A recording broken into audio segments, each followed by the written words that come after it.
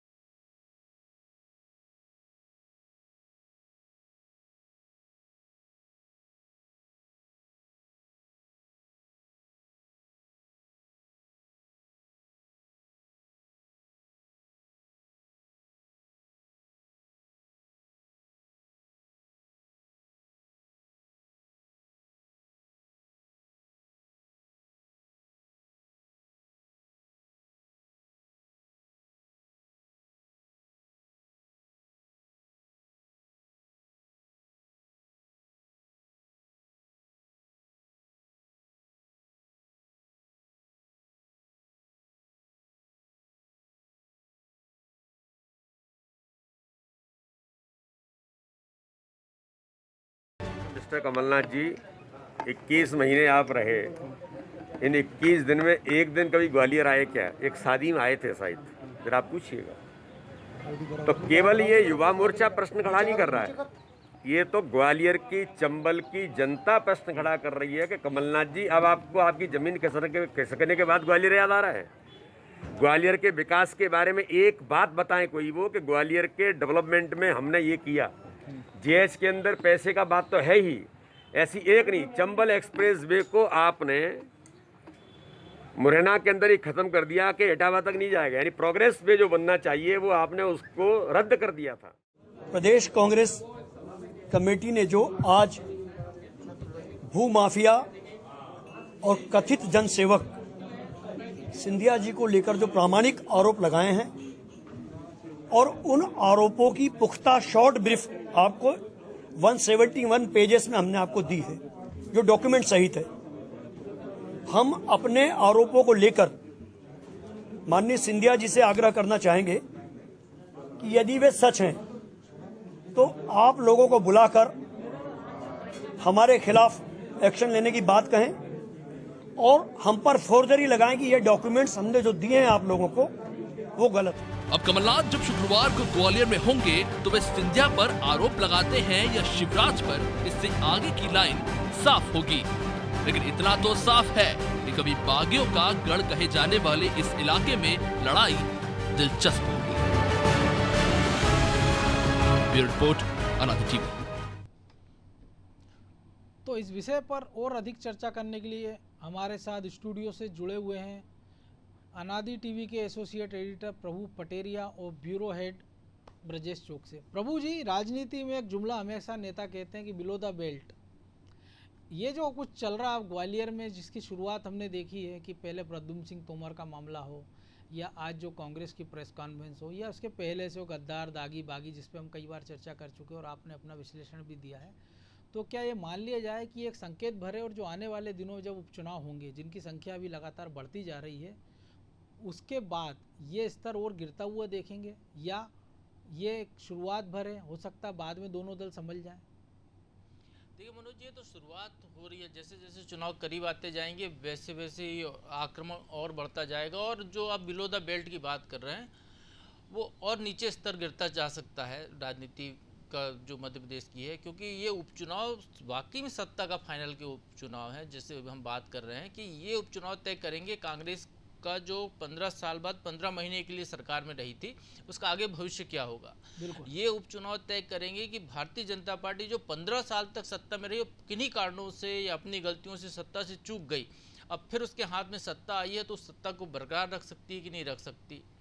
तो ये दोनों पार्टियों के जो तमाम नेता हैं या दोनों दलों के भविष्य के चुनाव हैं, इसलिए इस चुनाव में कोई भी पैतरा छोड़ेंगे नहीं नेता, और साम दाम दंड भेद जो राजनीति के हथियार हैं उसका पूरा इस्तेमाल किया जाएगा। जहाँ तक बिलो द बेल्ट की बात है तो राजनेता बहुत ज़्यादा बुद्धिमान व्यक्ति होते हैं और वो हमेशा जब अपनी बात कहते हैं, विधानसभा के अंदर भी, सदन के अंदर भी शब्दों की मर्यादा होती है मनोज जी। बिल्कुल। कई शब्द वहाँ पे प्रतिबंधित है। विधानसभा में या लोकसभा में आप झूठ शब्द का प्रयोग नहीं कर सकते, वो प्रतिबंधित है, वो संसदीय शब्द नहीं है। उसकी जगह असत्य वाचन, असत्य का शब्द का प्रयोग, दोनों का अर्थ एक ही है, कान दूसरी तरफ घुमा के लेकिन पकड़ना। बस जो है नेताओं के कहने के तरीके में अंतर है। तो बस वैसा ही है कि वो जो उनको कहना है वो कहते हैं मैं ये कहना नहीं चाहता लेकिन ये मैं कह रहा हूँ। बिल्कुल। तो बस ऐसे शब्दों का प्रयोग करके और इस तरीके की राजनीति करके वो अपनी बात कह देते हैं, सामने वाले के ऊपर आक्रमण करते हैं। और ये जिस मसला है जो ग्वालियर की ज़मीन का जो मसला उठाया गया है, इस मसले में जिस तरीके की प्रेस कॉन्फ्रेंस आज की गई है और लगभग 199 पेज जारी भी किए हैं उनने, बिल्कुल। तो उसमें सबसे बड़ी चौंकाने वाली बात यह है कि 15 महीने आपकी सरकार थी, इसके पहले दिग्विजय सिंह की सरकार थी 15 साल पहले। क्या इन्हीं 15 सालों में सिंधिया परिवार ने वो ज़मीनें हथियाई? और यदि सब ज़मीनें हथियाई तो इन 15 महीने में आपने उस पर मुहर क्यों लगाई, जबकि 200 से ज़्यादा रकबे जो हैं वो इसी 15 महीने में कमलनाथ सरकार के रहते सिंधिया को मिले हैं। सिंधिया परिवार के नाम पे दर्ज हुए जो सरकारी रकबे हैं, 200 रकबे जिनको कह रहे हैं। तो जब आपकी सरकार ने ही ये दिए थे तो के मिश्रा जी हों या और भी कांग्रेस के नेता, उनको क्या अधिकार है इस पर बोलने का? यदि है तो वो पहले कमलनाथ जो तत्कालीन मुख्यमंत्री थे, जिनकी कैबिनेट ने फैसला लिया, उनके खिलाफ FIR कराएं थाने में जाके, उनको पार्टी से बाहर करें, क्योंकि वो सिंधिया के साथी थे कल तक, वही उनको जमीनें दे रहे थे। सिंधिया तो सरकार में नहीं थे। बिल्कुल। राजस्व सिंधिया के लोग मंत्री जरूर थे सरकार में, लेकिन वो अकेले निर्णय नहीं ले सकते थे। निर्णय मुख्यमंत्री की मर्जी से होता है, कैबिनेट के फैसले से होता है। कैबिनेट मुख्यमंत्री के लिए बनती है, बिल्कुल। उसका सलाहकार मंडल है कैबिनेट। मंत्री कोई सुप्रीम नहीं है। जो कुछ भी सुप्रीम पावर है राज्य में, निर्वाचित जो है मुख्यमंत्री, उसके पास पावर है, नेता जो चुना गया है, और वो उसके लिए सलाह के लिए मंत्रिमंडल बनता है। जो भी गलत निर्णय हुए हैं उसके लिए जिम्मेदार फिर कमलनाथ हैं। तो यदि कांग्रेस सिंधिया पर ये आरोप लगा रही है आज, तो वो कमलनाथ को दागी साबित कर रही है। यदि वो शिवराज सिंह पर आरोप लगा रही है, इन 5 महीने में आपने कोई कार्रवाई नहीं की, जायज़ है ये आरोप, समझ में आता है कि भाई इनने कार्रवाई नहीं की, इनने बचाव कर लिया, इनको और कार्रवाई करनी थी, रोक दिया, यहाँ समझ में आता है। लेकिन गलत आपने जमीनें रकबे उनको दे दिया, जमीनें, सरकारी जमीन उनको आवंटित कर दी, करोड़ों रुपए की, अरबों रुपए की जमीनें आपने जो है 1 रुपए के उस पे शुल्क पे उनको दे दी। तो इसके लिए जिम्मेदार कौन? इसके लिए जिम्मेदार कांग्रेस की तत्कालीन सरकार है, इसके लिए जिम्मेदार कमलनाथ जो है उस समय मुख्यमंत्री थे, इसके लिए जिम्मेदार वो पूरी कैबिनेट है जो उस समय थी, इसके लिए जिम्मेदार कांग्रेस पार्टी जो आंख बंद करके उस समय बैठी रही। तो कार्रवाई उन पर होनी चाहिए। ये केवल चुनावी जुमले हैं और जनता भी समझती है केवल चुनाव आया तो आपको कुछ ना कुछ बोलना है, सामने वाले की कुछ गलतियां निकालनी है। चूंकि आप सरकार में थे, आपके पास कुछ दस्तावेज हैं उस सरकार के दौरान के जो आपने दिए थे, क्योंकि आपको मालूम है किया तो दस्तावेज होंगे भी जी। और इसके पहले दिग्विजय सिंह सरकार थी, तब भी ऐसे बहुत सारे काम हुए होंगे जिसको लेकर भारतीय जनता पार्टी के प्रभात झा जो पहले प्रदेश अध्यक्ष थे, वो सिंधिया पर यही आरोप लगाते थे शिवपुरी की जमीन घोटाले का। तो वो भी दिग्विजय सिंह सरकार के दौरान के मामले थे, लेकिन बाद में वो अदालत में ठहर नहीं पाए, जो कुछ भी रहा हो, या सरकार ने हटा लिए। तो ऐसे आरोप प्रत्यारोप से कोई हल नहीं होने वाला है। यदि वाकई में कार्रवाई करनी है तो जिस तरीके से भोपाल की मर्जर की ज़मीन का मामला चल रहा है, जिस तरीके से और भी ज़मीन का कोई घोटाले होते हैं, उनके मामले होते हैं, जिस तरीके से मध्य प्रदेश में जो राजस्व आयुक्त थे, विभाग के बड़े अफसर थे, उनको सेवा से बर्खास्त कर दिया गया ज़मीनों को गलत तरीके से आवंटित करने के दोषी पाए जाने पर, तो वैसी कार्रवाई कीजिए। उन दोषी अफसरों को सरकार सेवा से बर्खास्त कीजिए, उन दोषी नेताओं को जेल के पीछे डालिए। जैसा मड़ोताल भूमि घोटाला हुआ था, वो लोकायुक्त में गया था, लोकायुक्त में प्रकरण दीजिए।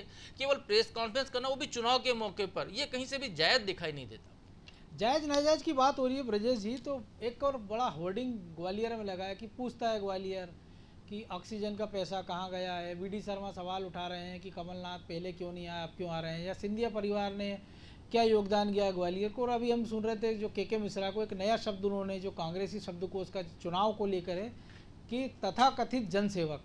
तो ये जो नए जुमलेबाजी, तो ऐसा लग रहा है कि चर्चा चुनाव की नहीं हो रही है, एक नई डिक्शनरी पे चर्चा हो रही है कि कांग्रेस कुछ नए शब्द ले आती, बीजेपी कुछ नए शब्द ले आती, लेकिन जो मुद्दा होना चाहिए, जनता की बात होना चाहिए। सिंधिया भूमाफिया है, ठीक है, तो आप एफआईआर कराइए। प्रभु जी ने कहा कैबिनेट का सामूहिक निर्णय था, आप हाई कोर्ट चले जाइए, कोर्ट चले जाइए, शिकायत कीजिए, लेकिन नहीं, आप केवल बयान जारी करते हैं। बीजेपी भी वही कर रही है, कांग्रेस भी वही कर रही है। मनोज जी सही कहा आपने, सिर्फ बयान जारी हो रहे हैं। आप देखो, जब मंदसौर जैसा गोलीकांड हुआ तो कांग्रेस ने तब एक पोस्टर लगाया था, आपको याद होगा, हिटलर रिटर्न। अभी एक पोस्टरबाजी यहाँ भोपाल में भी हुई है, चाहे वो जयवर्धन सिंह के बारे में हुई हो कि वो नए युवा मुख्यमंत्री बनने वाले हैं। पोस्टर बार तो ये चलते ही रहे हैं, चाहे उत्तर प्रदेश से लेकर मध्य प्रदेश में हमेशा पोस्टर बार हैं, और चुनावी माहौल है, इस कारण पोस्टरों का तो आदान प्रदान एक दूसरे के खिलाफ लगना ही है, ये तो तय है। लेकिन ये पोस्टरों की वजह से दोनों दल चाहते हैं कि मेन मुद्दे से भटक जाएं। मुद्दे की बात कोई नहीं करना चाह रहा है, क्योंकि मुद्दे कुछ है नहीं। मुद्दे की बात करेंगे तो दोनों कटघरे में खड़े हो जाएंगे। यदि जैसे सिंधिया का भूमाफिया वाला मामला लें तो ये मामला पहले बीजेपी भी उठाती रही है, तो अब इस मामले में उसके पास भी कुछ बचाव के लिए है नहीं है। और कांग्रेस ने जो 1 रुपये में, जैसे कि पटेरिया जी बता ही रहे थे अभी आपको, कि इतनी 200 एकड़ ज़मीन आपको दे दी है सस्ते, उसमें राजस्व कम वसूली, मतलब 99 लाख या करोड़ ऐसा कुछ है, उसमें लेकर उनको दे दिए, करोड़ों की अरबों की ज़मीन दे दी है। और पहले ये मामला प्रभात झा जी ने उठाया था, अब कांग्रेस उठा रही है। 15 महीने में यदि आपकी सरकार थी, आपकी सरकार ने भूमाफियाओं के खिलाफ अभियान चलाया था। आज जिन्हें आप भूमाफिया कह रहे हैं, तो उस अभियान में इनके खिलाफ कार्रवाई क्यों नहीं?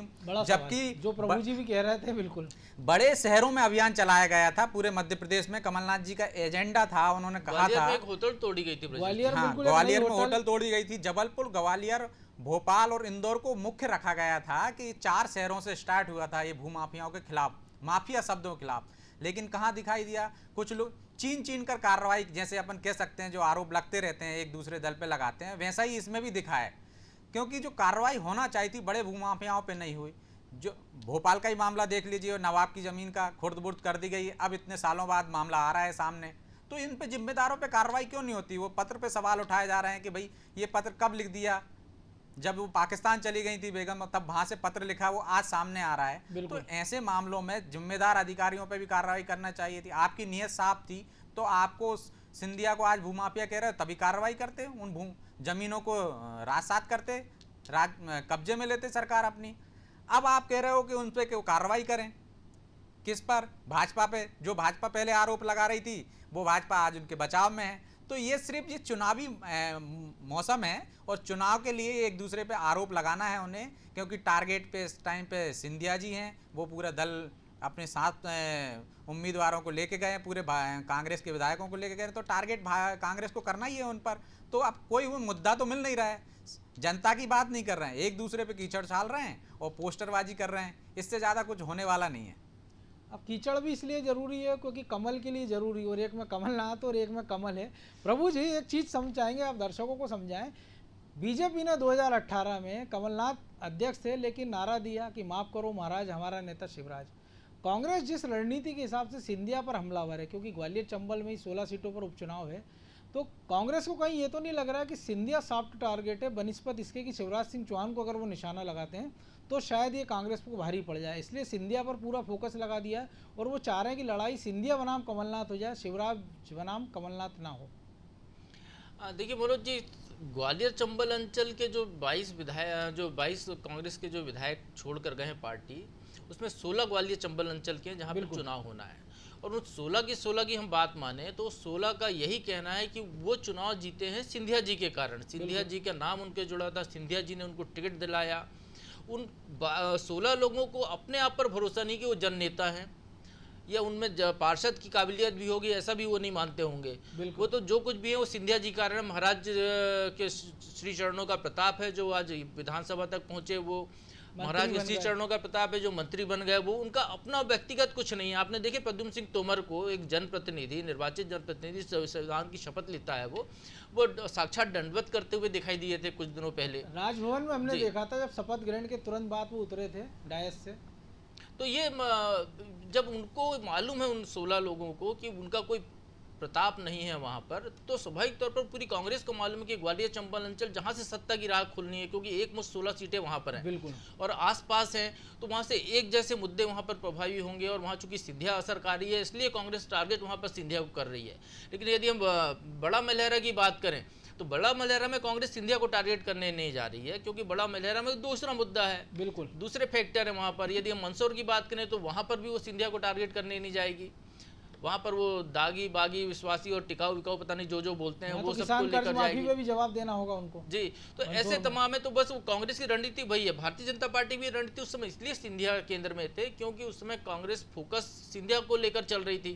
कमलनाथ जी तो प्रदेश अध्यक्ष थे, वो मान के चल रहे थे सभी लोग कि कमलनाथ, इसके पहले 2 मौके ऐसे आए थे उनके जीवन में जब वो मुख्यमंत्री बन सकते थे, लेकिन मुख्यमंत्री बनना स्वीकार नहीं किया क्योंकि इससे बड़ा नेता अपने आप को मानते थे। तो इस बार भी वही परिस्थितियां भाजपा को दिख रही थी कि भले सिंधिया चुनाव अभियान समिति के अध्यक्ष हैं, लेकिन जब मौका आएगा, सरकार यदि कांग्रेस की बनती दिखाई दे सकती है तो सिंधिया का नाम आगे, तो भाजपा के टारगेट पे सिंधिया थे। कमलनाथ भी अब वही रणनीति चल रही है क्योंकि उनको देखा हुआ है, उनका देखे भाले नेता है, उनका प्रभाव सबको मालूम है, इसलिए वो सिंधिया पर फोकस करके वहाँ चुनाव लड़ रहे हैं। और शिवराज तो प्लस होंगे ही होंगे, तो शिवराज की सरकार की जो नाकामियां हैं वो वहां पर ले जा सकते हैं, क्योंकि शिवराज सिंह चौहान एक ऐसा चेहरा है जिस पर व्यक्तिगत लांछन आप क्या लगाएंगे। बिल्कुल बड़ा सवाल। सबसे बड़ी बात यह है वो व्यक्ति जो है आम आदमी जैसा दिखता है, गरीब गुरबों जैसा दिखता है। आप रेत के मामले बहुत समय से चलते रहे, इतने साल हो गए, वो डंपर कांड, रेत कांड की, अब उन मुद्दों की जान निकल गई है क्योंकि कांग्रेस सरकार में भी सबने देख लिया कि रेत के काम तो उससे दुगनी गति से चलते रहे। बिल्कुल। अब फिर वो रेत के काम चल रहे होंगे, तो वो तो रेत अब कोई मुद्दा नहीं है चुनाव का, या भ्रष्टाचार ऐसा कोई मुद्दा नहीं है। तो इसलिए सिंधिया पर फोकस है क्योंकि जहां से राह खुलती दिखती है, जहां एकमुश्त वोट बैंक उनका दिखता है कि एकमुश्त वोट वहां पर है, एकमुश्त चुनाव जीत सकते हैं लोग। यदि एक जैसी लहर चली तो 16 सीटें कमाल दिखा सकती हैं वहां की, इसलिए कांग्रेस के टारगेट पे सिंधिया है। टारगेट पे सिंधिया है ब्रजेश जी, लेकिन जो प्रभु जी ने भी कहा कि रेत और खेत बाकी सब मुद्दे पुराने हो गए, भ्रष्टाचार की बात करें अब उसकी कोई बात करने को तैयार नहीं है। लेकिन सवाल यही है कि जब अलग अलग जगह आपको अलग अलग रणनीति बनानी है, तो ग्वालियर चंबल की 16 सीटें से आप निकल आइए, बाकी की जो सीटें हैं वहाँ पर भी सिंधिया के साथ शिवराज भी एक बड़ा फैक्टर है, उससे कांग्रेस कैसे निपटेगी। और सबसे बड़ी बात है, कल जब कमलनाथ पहुँचेंगे ग्वालियर, जो कुछ भी वो डिलीवर करेंगे तो उससे एक मान ले कि कांग्रेस की उससे प्रचार की लाइन तय होगी कि उनका निशाना शिवराज होंगे या सिंधिया होंगे। उसके बाद ये तय हो जाएगा कि कांग्रेस आखिर लाइन ऑफ एक्शन क्या होगा कांग्रेस का चुनाव में, वो फिर बीजेपी उसकी क्या काट करेगी, इसके लिए थोड़ा इंतजार करना होगा। हाँ सही कहा मनोज जी, आपने इंतजार करना पड़ेगा क्योंकि जो लाइन लेंथ उन्होंने बनाई थी कांग्रेस ने पहले, वो उसी से खुद भटक गई थी। पहले वो दागी बागी चल रहा था और गद्दार जो नारा था उनका, वो खुद ही उन्होंने भटका दिया उससे। खुद दूसरे दलों से ले आए हैं, उधार के उम्मीदवार ले आए हैं, तो ये उनसे पहला एक मुद्दा वो खो चुके हैं। तो अब ये मुद्दे कल कमलनाथ जी के दौरे से ही तय होंगे। जाहिर है, जैसा पटेरिया जी ने बताया कि वो टारगेट उनको सिंधिया को ही करना है क्योंकि सिंधिया के एक मुश्त वोटर वहाँ पे हैं। सिंधिया वहाँ फैक्टर थे और सिंधिया आज भी वहाँ फैक्टर हैं। भाजपा को सबसे कम पिछली बार ही मतलब विधानसभा चुनाव में वहाँ से कम सीटें मिली थी, नहीं तो हमेशा भाजपा को ज़्यादा सीटें मिलती रही हैं ग्वालियर चंबल से। लेकिन जो मिली थी तो सिंधिया के कारण मिली थी, ये भाजपा को भी मालूम है और कांग्रेस भी ये जानती थी कि सिंधिया के कारण मिली थी। लेकिन अब ये कांग्रेस ये चाहती है कि जो वोट बैंक सिंधिया के कारण मिला था अब उनसे नाराज होकर आ जाए, तो इसकी संभावना आपको कम ही लगती है क्योंकि ग्वालियर चंबल संभाग का आदमी भी यही चाहता था कि यदि सरकार कांग्रेस की बनी है तो सिंधिया सीएम बने। हर क्षेत्र का आदमी चाहता है, जैसे कमलनाथ जी बने थे, कमलनाथ जी पावर में थे तो उनके क्षेत्र की उनकी बेल्ट से उनको अच्छी खासी सीटें मिली। तो हर क्षेत्र का नेता जैसे चाहता है कि उसके क्षेत्र का नेता सीएम बनेगा तो विकास तेजी से होता है और होता भी है, ऐसा हमने देखा भी है। लेकिन अब क्या हो रहा है कि अब कांग्रेस को उम्मीद है कि सिंधिया को टारगेट करके वो सीटें ज़्यादा से ज़्यादा वहाँ ले ले, जिसकी संभावनाएं कम दिख रही हैं। वहाँ पे पहले ही गुटों में बटी हुई है कांग्रेस। अब आपको पता है रेत वाला जो मुद्दा है, अभी पटेरिया जी भी कह रहे थे, आपने भी कहा, रेत जैसा कोई मुद्दा बचा नहीं है। रेत के मुद्दे पे वहाँ उठाना चाह रही है कांग्रेस। कहाँ पे गोविंद जी यात्रा निकाल रहे हैं, नदी बचाओ यात्रा। तो वो रेत का मामला 15 माह में पूरे प्रदेश ने देख लिया। कांग्रेस ही चिल्लाते थे, वही गोविंद सिंह जी चिल्ला रहे थे विधानसभा में कि रेत का अवैध उत्खनन हो रहा है। उन्होंने आईजी से लेकर प्रशासनिक अधिकारियों पे आरोप लगाए थे। अब वही रेत के लिए अब निकाल रहे हैं। तो भैया आपकी सरकार थी तो सवाल खड़ा होता है ना, आपकी सरकार थी तो आपने कोई कार्रवाई नहीं की। चाहे होशंगाबाद का मामला देख लो, चाहे वहाँ का देख लो। भाजपा के राज से ज़्यादा दुगनी तरीके से रेत का अवैध उत्खनन कांग्रेस के शासन में हुआ। ऐसे आरोप भाजपा ही नहीं लगाती है, लोगों ने भी देखा है। तो ये मुद्दे कोई कारगर साबित नहीं होने वाले हैं, तो इसलिए हमले तो एक दूसरे पे ही करेंगे। अब कमलनाथ जी देखते हैं, आपने कहा है कल क्या मुद्दे देते हैं। प्रभु जी, मुद्दों की बात हो रही है, जो कमलनाथ की भी बात हो रही है, लेकिन दो चीज़ें हो रही है ग्वालियर चंबल में। जैसे आपने भी कहा कि कांग्रेस इसलिए फोकस कर रही सिंधिया पे कि सत्ता की राह निकलेगी। वो कांग्रेस ये कहती है कि सिंधिया भूमाफिया हैं, सिंधिया का कारण हम वहाँ चुनाव नहीं जीते, और अगर सिंधिया इतने बड़े नेता होते तो वो विधानसभा चुनाव के 6 महीने के अंदर अपनी कॉन्स्टिट्यूंसी में इतने अंतर से नहीं हारते। और इसका क्रेडिट कांग्रेस खुद ले रही है। तो कांग्रेस उनको क्रेडिट भी नहीं दे रही है, कांग्रेस उनको फोकस भी कर रही है। तो इसको कैसे समझा जाए? क्योंकि आप उसी से ठंडा उसी से गर्म, एक हमने कहानी पढ़ी थी बचपन में, ये कुछ वैसे ही मामला। बिल्कुल मनोज जी, ये वही मामला है जो आप कह रहे हैं, उसी से ठंडा उसी से गर्म। सिंधिया को फोकस करना तो समझ में आता है कांग्रेस का, लेकिन जो सिंधिया के हारने की बात है, तो पिछला चुनाव एक अलग ही माहौल में हुआ था। पुलवामा का अटैक हुआ था।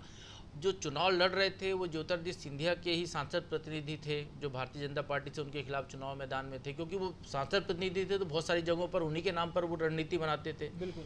एक सिंधिया परिवार से या सिंधिया कैंप से एक गलती हो गई कि एक ऐसा वीडियो वायरल हो गया था और एक ऐसा कमेंट फेसबुक पे चला गया था जो सिंधिया की एरोगेंसी झलका रहा था। तो बहुत सारे फैक्टर थे जिसकी वजह से सिंधिया चुनाव हार गए। लेकिन हम यदि छिंदवाड़ा देखें, बिल्कुल, तो छिंदवाड़ा में मुख्यमंत्री रहते हुए कमलनाथ अपने जीवन की सबसे कम मार्जिन से चुनाव जीते। उनके पुत्र सांसद का चुनाव सबसे कम मार्जिन से वहां पर जीते। तो इसको आप क्या कहेंगे? ये क्या जीत, बड़ा सवाल, बिल्कुल, ये क्या जीत में दर्ज होगा उनकी?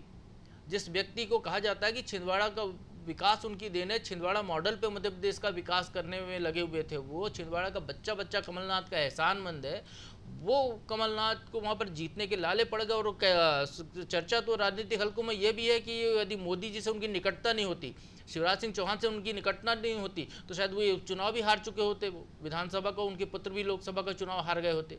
भारतीय जनता पार्टी ने वहाँ पर मुरब्बत की कि मध्य प्रदेश से एकाध तो विपक्ष का नेता भेजा जाए, बिल्कुल, क्योंकि पूरे के पूरे चले जाएंगे तो फिर वो कोई सवाल उठाने वाला भी नहीं रहेगा प्रदेश में कहीं कुछ गड़बड़ हो रही है तो लोकसभा में मध्य प्रदेश के मुद्दों को।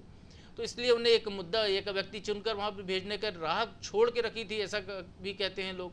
तो ये केवल कहने की बात है मनोज जी। हकीकत ये है कि वाकई में सिंधिया वो ताकत है वहाँ पर, जिनके दम पर वहाँ के उपचुनाव हो सकते हैं, असर डाल सकते हैं। तो ये कांग्रेस भी समझती, भारतीय जनता पार्टी समझती है, इसलिए भारतीय जनता पार्टी भी वहाँ पर उनको आगे रखकर चल रही है। इसीलिए भारतीय जनता पार्टी ने जो मंत्री बनाए हैं, नए मंत्रिमंडल जो बना है, इसमें 14 उन लोगों को लिया है। कमलनाथ सरकार में तो सिंधिया कैंप के केवल 6 मंत्री थे। बिल्कुल। अब जो 22 आए उनमें से 14 यदि मंत्री वहीं के बने हैं, तो फिर इसका ये मतलब ये है कि वहाँ की ताकत को भाजपा भी समझ रही है, कांग्रेस भी समझ रही है। इसलिए कांग्रेस भी वहाँ पर वही जोर लगा रही है कि सिंधिया को टारगेट किया जाए। लेकिन जो बात भूमाफिया वाली, तो सिंधिया इन 5 महीने में भूमाफिया नहीं बने होंगे, सवाल ही तो, बिल्कुल है ना।